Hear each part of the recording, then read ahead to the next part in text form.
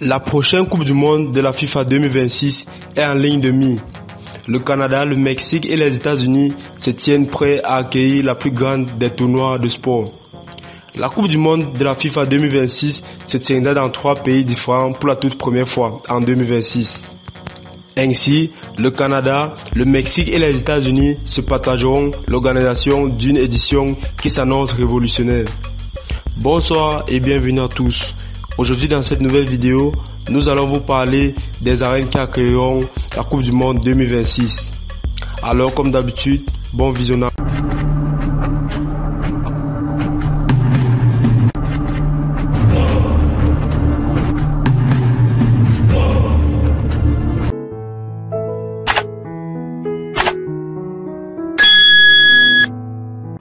Le Stade de Toronto. Avec une capacité de 45 000 places, le Stade de Toronto est sorti de la terre dans le cadre de la Coupe du Monde de la FIFA 2007, dont le Canada était le pays hôté, et laquelle l'Argentine est sortie vainqueur, avec un certain Sergio Aguero au sommet de son art, récompensé à la fois par le Ballon d'Or et le Soulier d'Or. Le Stade de Toronto a un toit qui n'a rien à envier à ce qu'on peut apercevoir en Première Ligue, et des gradins qui s'élèvent en pente raide à chaque extrémité du terrain. Il est l'un des plus beaux stades du Canada. BC, place de Vancouver. Avec une capacité de 54 000 places, ce stade fête ses 40 ans d'existence. Le BC Place de Vancouver a l'architecture innovante, continue à impressionner sur les bords de Force Creek. L'arène qui a récemment subi d'importantes rénovations est à l'entrée de Whitecap de Vancouver, pensionnaire de MLS et de BC Lions, membre pour leur part à la Canadian Football League.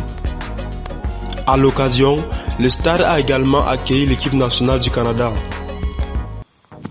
L'un des matchs les plus mémorables disputés au BC Place de Vancouver a eu lieu lorsque l'enceinte a accueilli la finale de la Coupe du Monde féminine de la FIFA 2000. Le stade Azteca de Mexico. Avec une capacité de 83 000 places, ce stade peut supporter plus de 83 000 spectateurs. Le stade de Mexico va encore jouer un rôle central en 2026. Le stade Azteca de Mexico fut l'enceinte de la finale de la Coupe du Monde de la FIFA 2011. Un nombre record de 98 943 spectateurs s'était alors amassé dans le trou, établissant un record historique dans l'histoire du prestigieux tournoi. Le stade de Guadalajara. Avec une capacité de 48 000 places, conçu sur un terrain soulevé et bâti selon un design sphérique qui rappelle ouvertement le Colisée. Le stade de Guadalajara est assurément l'un des stades les plus spectaculaires parmi ceux qui accueilleront des rencontres lors de la Coupe du Monde 2026. Ce stade a été inauguré en 2010 et est situé à Zapopan. Le stade de Monterrey. Avec une capacité de 53 500 places, ce stade est une merveille de la construction moderne. Le stade de Monterrey sert d'entrée au club mexicain de Monterrey. L'équipe de technologie compactée en matière de solutions énergétiques et fonctionnant en basse tension, le stade a été premier du continent d'obtenir une certification agent de la part de Leadership in Energy and Environmental Design après son inauguration en 2015. Le stade a également accueilli 8 matchs lors du championnat féminin de la CONCACAF 2022 et notamment la victoire finale des États-Unis contre le stade d'Atlanta. Avec une capacité de 75 000 places, ce stade peut supporter plus de 75 000 spectateurs. Quand ils l'ont désigné, les architectes du stade d'Atlanta avaient les supporters à l'esprit et ils leur ont offert une expérience qui leur a valu tous les louanges. Avec une hauteur de plus de 90 mètres, l'enceinte est dotée d'un toit rétractable, unique en son genre, d'un écran vidéo en forme de halo à 360 degrés, tout aussi unique et est considéré comme étant le stade le plus durable. Le stade de Boston. Avec une capacité de 65 000 places, le stade de Boston, entrée de l'équipe du New England Revolution et de New England Patriots, est actuellement au cœur d'importants travaux de rénovation en vue du tournoi de 2026. Une fois terminé, le stade pourra se targuer d'être pourvu du plus grand écran haute définition en plein air du pays, de 4000 mètres carrés d'espace d'hospitalité cloisonné par des murs en verre. Il jouira aussi d'une connectivité à 360 degrés entre tous les niveaux du terrain et bien plus encore. Le stade de Dallas. Avec une capacité de 94 000 places, le stade de Dallas est un exemple d'architecture de stade à couper le souffle et offre à ses visiteurs une expérience unique à son genre, que ce soit pour des événements sportifs ou musiciens. Véritable œuvre d'art sur mesure. Il est équipé dans son enceinte de plus de 2300 mètres carrés d'écran.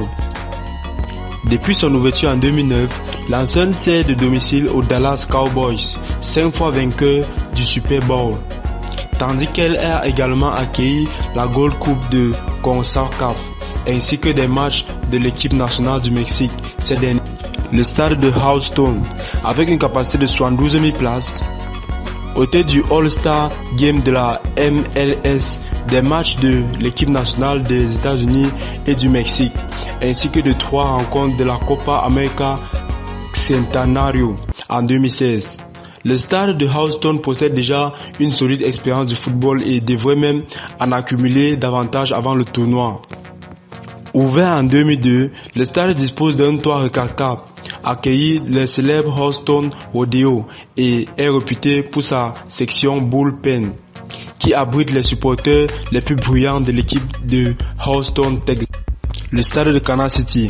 Avec une capacité de 73 000 places, le stade de Kansas City est selon le livre Guinness des records l'arène la plus bruyante au monde, tous sports confondus, et a accueilli 5 finales de conférence de NFL consécutives, un record.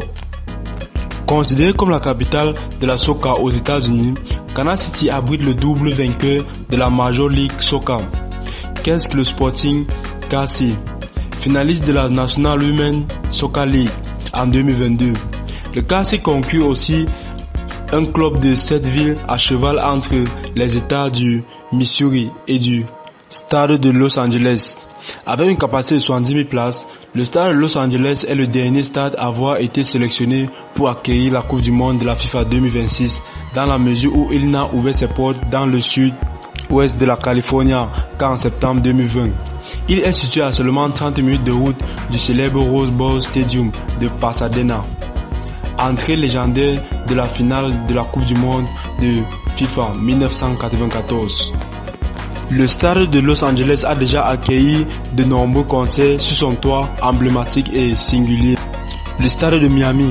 Avec une capacité de 65 000 places, le stade de Miami est à l'entrée de Miami Dolphins, du Grand Prix de Formule 1 de Miami, de l'Open de tennis Miami, de l'Université de Miami, de l'Orange Blossom Classic, de matchs de football américain universitaire de l'Orange Bowl, de Jazz in the Garden et d'autres concerts et festivals. L'enceinte propose des divertissements à l'échelle mondiale et possède une vraie polyvalence, ce qui démontre la grande variété d'événements qu'il accueille jusqu'à là. 6 Super Bowls, les NFB Pro Bowl de 2010, El Clasico Miami, d'importants concerts de nombreux matchs internationaux de football. 6 sont en effet. Le stade de New York, avec une capacité de 82 500 places. Jusqu'alors, ce stade a surtout été utilisé par les superstars de la NFL au fil des ans. Mais le meilleur de ce que le football peut offrir va investir le lieu en 2026. Côté du ballon rond, l'enceinte a accueilli la finale de la Copa América Centenario 2016, marquée par la victoire au tir au but du Chili sur l'Argentine de Lionel Messi. Le stade de Philadelphie. Avec une capacité de 69 000 places, le stade de Philadelphie a ouvert ses portes à l'occasion d'un match amical de gala disputé entre Manchester United et le FC Barcelone en août 2003. Ce jour-là, Ronaldinho a offert le tout premier but inscrit dans l'arène à Patrick Kluivert. Depuis lors, le stade a accueilli des matchs de l'équipe nationale des États-Unis, la finale de la Gold Cup 2015 ainsi qu'un autre match de Manchester United. Le stade de la Baie de San Francisco. Avec une capacité de 71 000 places, ce stade compte parmi les enseignes les plus récemment construites parmi celles qui accueilleront la Coupe du Monde. Le stade de la Baie de San Francisco est situé dans la ville de Santa Clara. L'enceinte a accueilli les matchs d'ouverture de la Copa América Centenario en juin 2016. Une défaite des États-Unis face à la Colombie. Le West Miami s'y est également déroulé, tout comme un match de NHL entre les Los Angeles Kings et les Joe Sharks en 2000. Le stade de Seattle. Avec une capacité de 69 000 places, ce stade est unique en forme de fer à cheval, dispose d'une extrémité nord ouverte, offrant une vue imprenable sur le skyline de Seattle. Cité à 2 reprises dans le livre Guinness des records comme étant le stade au fer la plus bruyant, le terrain est devenu célèbre dans son rôle de véritable forteresse pour les Seattle Sounders en MLS et Seattle Seahawks en NFL. L'atmosphère incandescente qui règne lors des matchs à domicile des Sounders peut être parfaitement illustrée par le succès des footballeurs locaux acquis le 5 mai 2022. Ce jour-là, les joueurs de Seattle ont battu l'équipe mexicaine de Pumas sur le score de 3-0, s'offrant alors une victoire 5-2 sur l'ensemble des 2 rencontres. Ils sont devenus les toutes premières équipes et les États-Unis de la CONCACAF Foot sur son nouveau format. Un succès par ailleurs synonyme de qualification pour la Coupe du Monde des clubs de la FIFA.